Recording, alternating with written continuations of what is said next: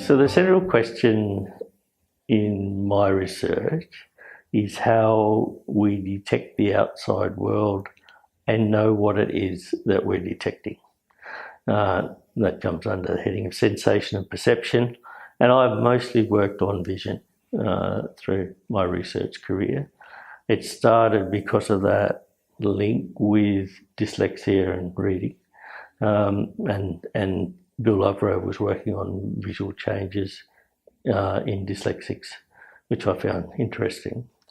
But overall, what we try to do in the research is to understand how the visual system is able to detect the visual information available to it and to decipher that, to work out what objects are and what they are doing, where they are. And so that then has this huge range of applications.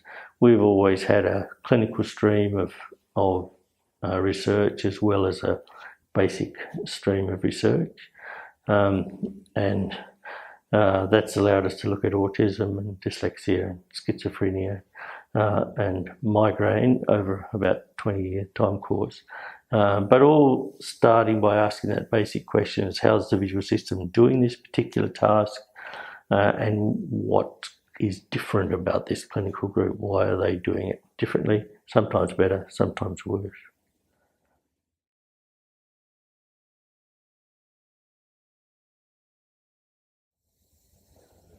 Yeah, look, I've been very lucky.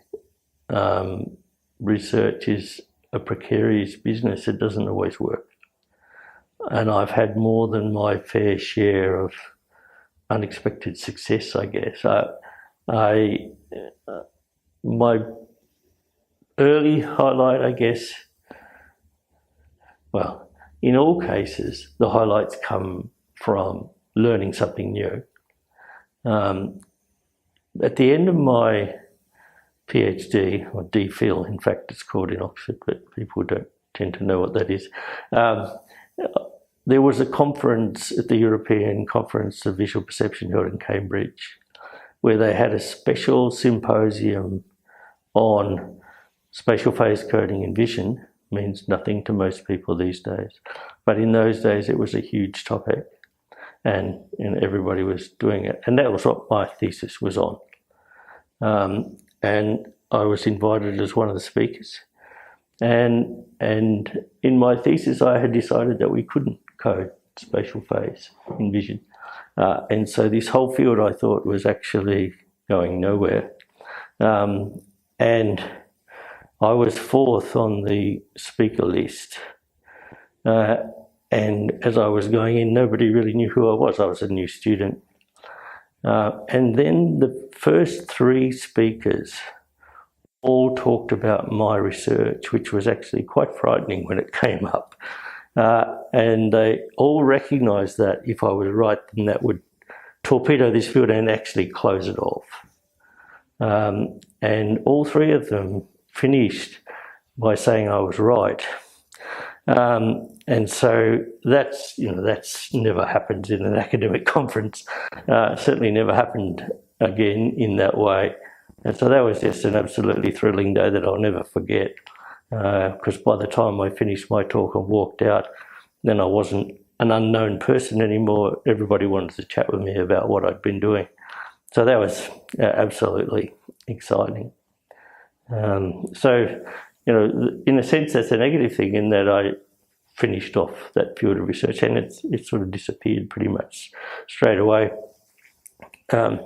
which is not really a good way to build up a lot of citations on the topic, but it got a few.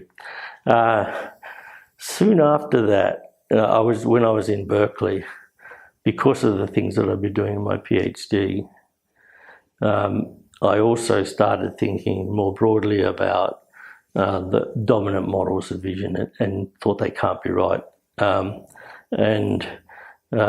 We started working on a type of motion perception, which again sounds a bit esoteric, but it's called second order motion perception. And the job I got in Durham, we worked together, Andrew Darrington and I worked together on that, and we published half a dozen papers in just over 6 months. on that work. So it was this hugely exciting, rapidly moving period where we started a new field on second order motion that went for 15 to 20 years. That was obviously a very rewarding thing to be part of. And it arose from the stuff that I'd been doing in my PhD. So those were very early career highlights. They tend to encourage the young player to keep going. And certainly for me, it was an addictive feeling. But there have been plenty of highlights along the way, and then they vary in their nature. So seeing some of my students learn new skills and discover things that were unknown, and just see that thrill in their eye when they do it is spectacular. And I've been lucky to have lots of good students who've done that along the way. But we've also had some good and exciting results in the clinical work too, the migraine field. And so it's hard to go through them all, but there have been lots, and I've been fortunate to have that happen.